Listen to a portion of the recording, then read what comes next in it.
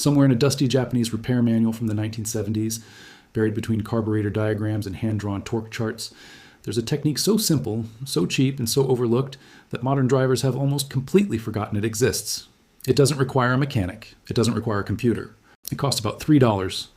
And for decades, Japanese drivers swore by it during one of the worst fuel crises the world had ever seen.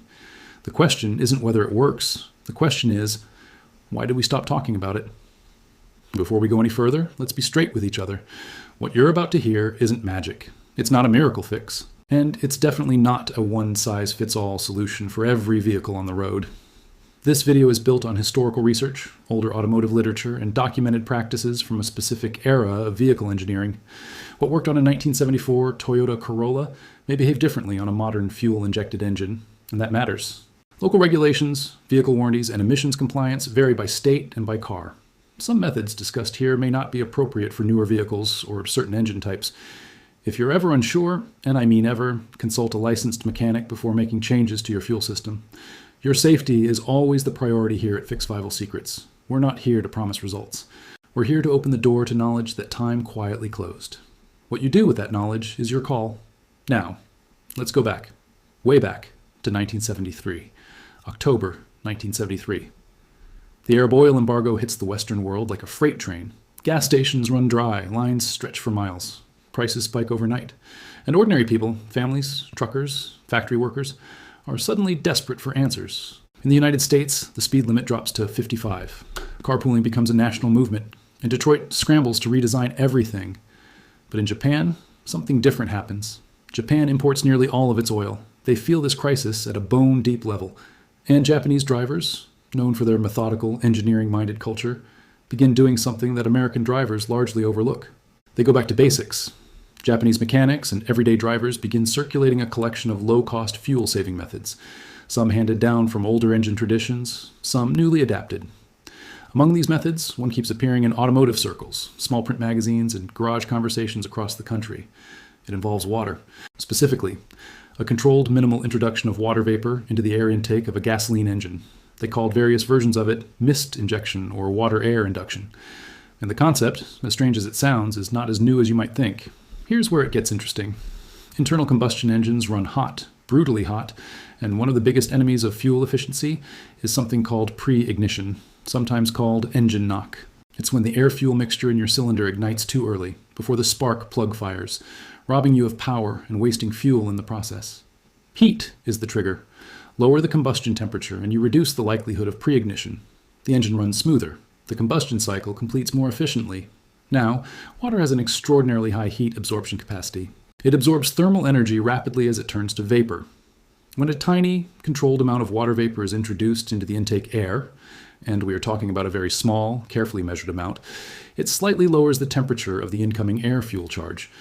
This denser, cooler charge can allow for a more complete combustion event. Historically, this concept has been explored in aviation. During World War II, high-performance aircraft engines used water methanol injection systems to temporarily boost power output under extreme conditions. The principle was documented, tested, and used in operational military aircraft. Japanese mechanics in the 1970s weren't inventing something new. They were adapting an older engineering idea down to a simpler street-level scale. And the price of that adaptation? Around $3 in parts from a hardware store. But here's what most people miss, and this is where most casual research stops. It's not about flooding your engine with water. Done incorrectly, water in an engine is catastrophic.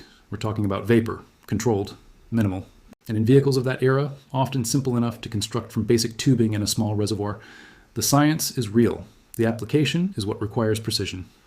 So where does this leave the average American driver today? Here's the honest answer. And I'm going to give it to you straight, because that's what Fixvival Secrets is built on.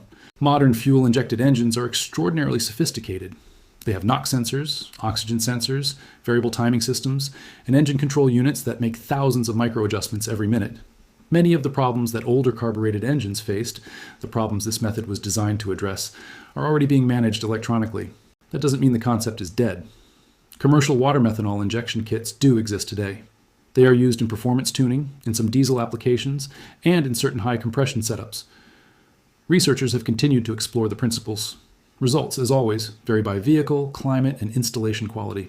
But for the everyday driver looking at this from a practical standpoint, The most relevant lesson from Japan's 1970s fuel crisis isn't necessarily the exact method. It's the mindset behind it. When fuel prices spike, when resources tighten, the response of a self-reliant community is to look at what they already have and use it smarter. That is the real buried knowledge here. Before we get into the actual step-by-step, I want to hear from you.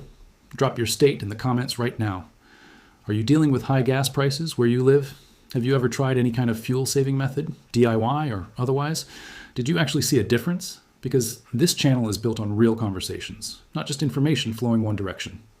And if you're new here, welcome to Fixvival Secrets. Hit that subscribe button. Every week, we dig into practical, forgotten, and overlooked knowledge that the modern world tends to walk right past. You don't want to miss what's coming next. Now, let's talk about how this was actually done. The basic version of the water vapor induction method, as documented in older automotive literature and garage manuals of the era, worked like this. A small, sealed container, often a repurposed glass jar or a simple plastic reservoir, is partially filled with distilled water. Distilled water is key. Tap water contains minerals that can cause deposits over time. From that reservoir, a narrow tube, typically small diameter aquarium tubing or similar, runs to a point just before the carburetor air intake. The positioning matters enormously. Too close, too far, wrong angle. All of it affects how the vapor enters the airstream. This is where the $3 ingenuity really shows up. A small needle valve or adjustable flow restrictor controls exactly how much air passes through the water reservoir, creating a minimal controlled mist rather than a liquid stream. Some versions use nothing more than a carefully sized hole in the tubing. Then the engine is started. The driver observes. Idle quality, throttle response, and any unusual sounds are monitored closely. If the engine runs rough, stumbles, or shows any signs of distress, the system is removed immediately. This was not a set it and forget it modification. Japanese drivers who used this approach treated it as an ongoing adjustment, tuning it seasonally, checking it regularly. Total cost in 1970s Japan, the equivalent of a few dollars. The investment wasn't money, it was attention. Now let's be honest about what this isn't. This is not a guaranteed fuel-saving solution. This is not appropriate for every vehicle. This is not a replacement for proper vehicle maintenance. Clean air filters, fresh spark plugs, properly inflated tires, and regular tune-ups will do far more for your fuel economy than any intake modification. Climate matters. In very humid environments, the dynamics of water vapor introduction change. In cold climates, freezing is a real concern for any water-based system. Emissions regulations in most U.S. states are strict. Any modification to your intake system could affect emissions compliance and potentially void your vehicle warranty.